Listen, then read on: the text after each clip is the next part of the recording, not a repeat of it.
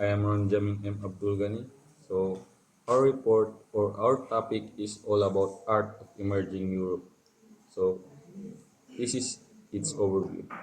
The art of emerging Europe explores artistic traditions, innovation, and cultural expressions that developed in Europe after the decline of ancient civilization. So it highlights the transition from classical antiquity to medieval and early modern Europe, showing how art reflected the changing religious, social, and political landscapes. This module traces the influence of Christianity, feudalism, trade, and cross-cultural exchange on artistic styles, techniques, and themes. So, exploration of artistic development. This module explores the artistic traditions, innovations, and cultural expressions that arose in Europe after decline of ancient civilization. Transition from antiquity. It highlights the transition from classical antiquity to medieval and early modern Europe. So art as a reflection. The module emphasized how art reflected the changing religious, social, and political landscape of the time. So, influence of art. It traces the influence of Christianity, feudalism, trade, and cross-cultural exchanges on artistic styles, techniques, and themes. So, this is the learning outcome.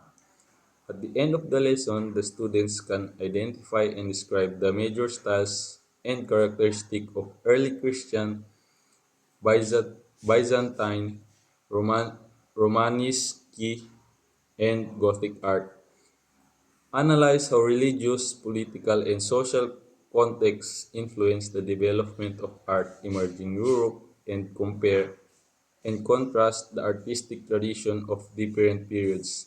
Nothing continuities and innovations. So this is first is ancient Greece. Ancient Greece is very important in world history because it shows the humanity body in a natural yet idealized way. This was very different from the stiff and rigid art of Egypt, Meso- Mesopotamia. By blending realism with perfection, Greek art laid the foundation for much of Western art. So, ancient Greek art is celebrated from depicting the human body in a natural yet idealized way. This means they aim for realism but also sought to portray the human form as perfect deal. Contrast of earlier art. This approach was a departure from the steeper and more rigid artistic styles of early civilizations like Egypt and or Mesopotamia, foundations of Western art. Blending realism with a pursuit of perfection. Greek art laid the foundation for much Western art. It set a standard for representing the human form and influenced countless artists and movements throughout history. So, Greek art is important because it revolutionized the portrayal of the human body, combining realism with idealization and shaping the course of Western art. So, from, ab- from about 7 to 300 BCE, Greek art developed faster than most ancient cultures.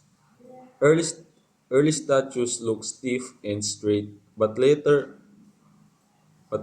works became more dynamic and lifelike. Painted pottery and Roman copies shows the Greek skills in storytelling, perspective, and detail. So, Greek art evolved more quickly compared to most ancient cultures during this period. So, early versus later statue. Early Greek statues appeared stiff and straight. However, later works become more dynamic and lifelike, showing a progression in skill and technique. Skills demonstrate. Painted pottery and Roman copies of Greek art revealed the Greeks' talent in storytelling. Perspective of attention to detail. These mediums allowed them to showcase their artistic abilities in various ways. Greek architecture aimed for harmony, balance, and beauty using Doric, Iconic, and Corinthian columns. This style influenced the Roman and modern buildings after Alexander the Great. Greek style mixed with local traditions across many regions.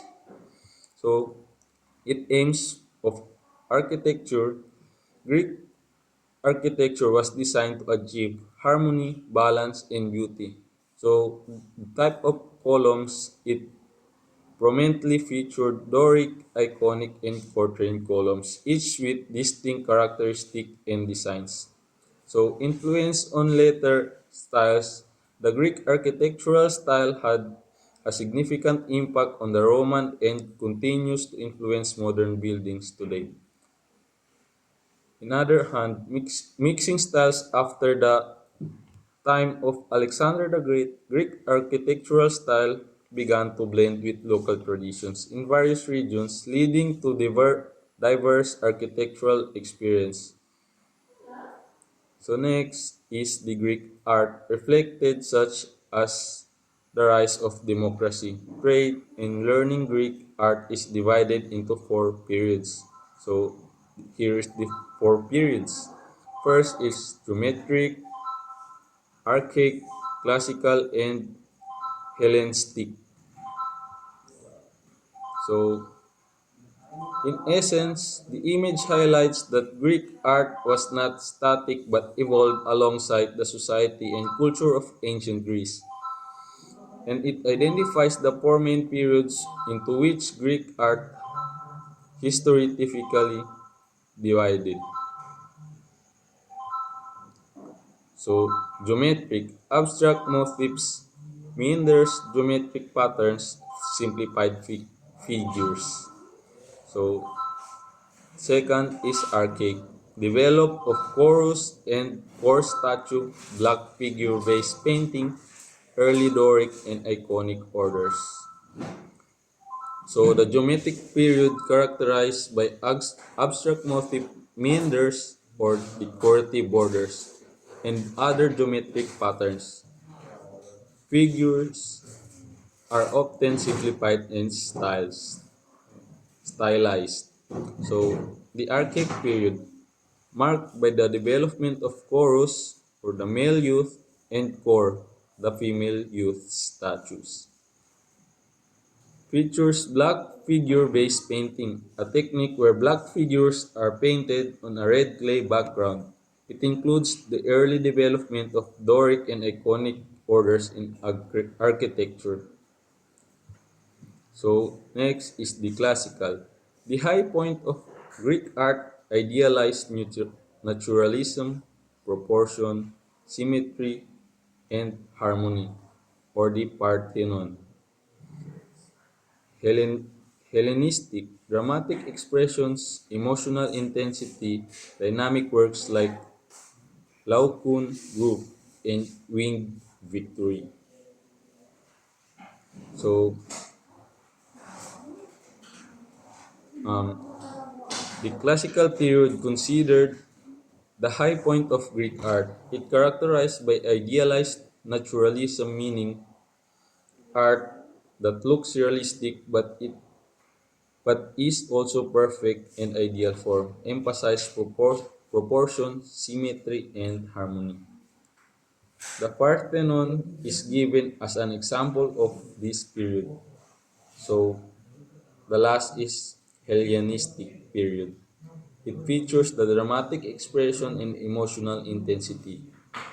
It includes dynamic work like the Laocoon Group and Winged Victory, or the Night of Samothrace. So next is the ancient Roman art. Roman art is often said to be a copy of Greek art, but Romans borrowed heavily yet created a uniquely Roman style. Roman art stood out for its variety, order, ec- eclecticism, and practical uses. So the relation of Greek art, the Roman art is often perceived as a copy of Greek art. Unique Roman style, while the Romans borrowed heavily from Greek art, they developed their own distinct style, variety, and practically. Roman art stood out of its variety or the eclecticism and practical applications. They adapted the art to serve various purposes, including decoration, propaganda, and si- commemora- commemoration.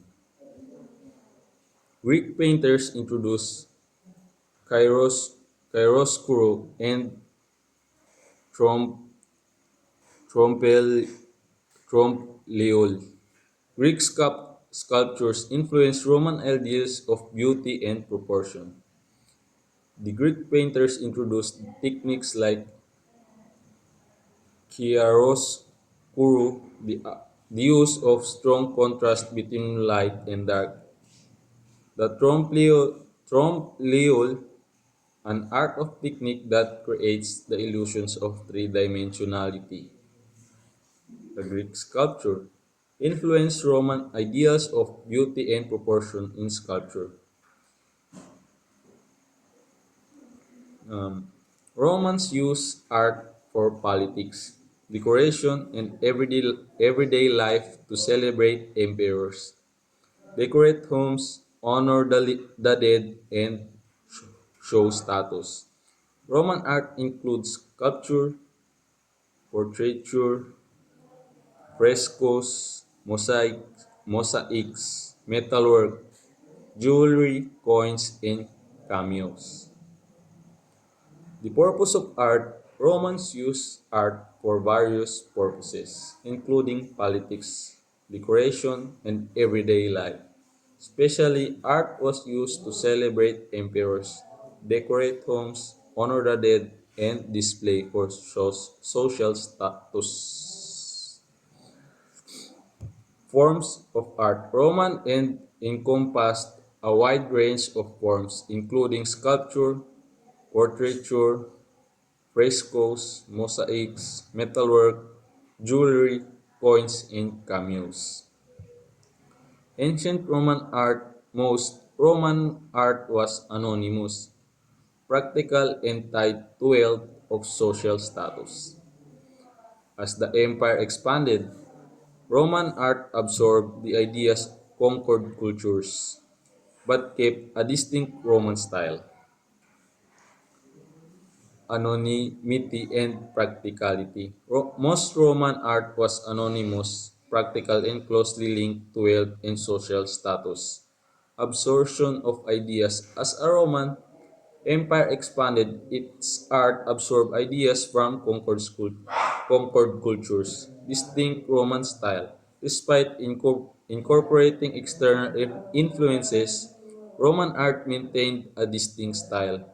So, this is ito na po lahat ng aking report and thank you po.